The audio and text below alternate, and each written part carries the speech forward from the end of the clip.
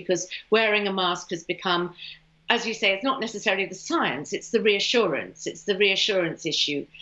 Because we don't want to take masks away from the people who really need them in clinical situations, other forms of face covering, face cloth covering, or cloth face covering, as the CDC calls it, are being recommended, which both give the person who's wearing it a bit of confidence, but also contribute in some way to that, to diminishing the spread of the infection, as long as they're used correctly. OK, Professor Sian Griffiths, thank you very much for your thoughts on all of those questions today.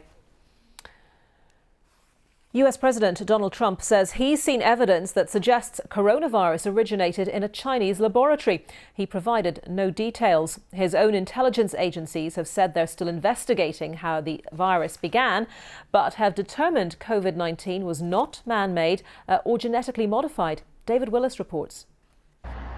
The P4 pathogen lab at Wuhan's Institute of Virology. Did the deadly coronavirus emanate from here?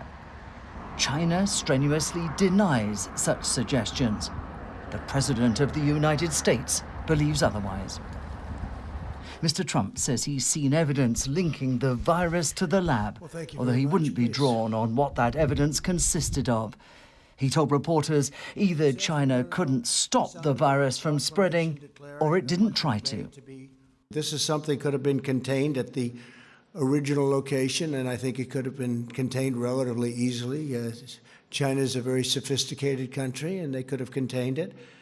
They were either unable to or they chose not to, and the world has suffered greatly. Whilst laying to rest one of the more extreme conspiracy theories surrounding the virus, that it was man-made and unleashed as a biological weapon, the US intelligence community didn't contradict the president's theory, saying, "We will continue to examine information and intelligence to determine if the outbreak began through contact with infected animals or if it was the result of an accident at a laboratory in Wuhan."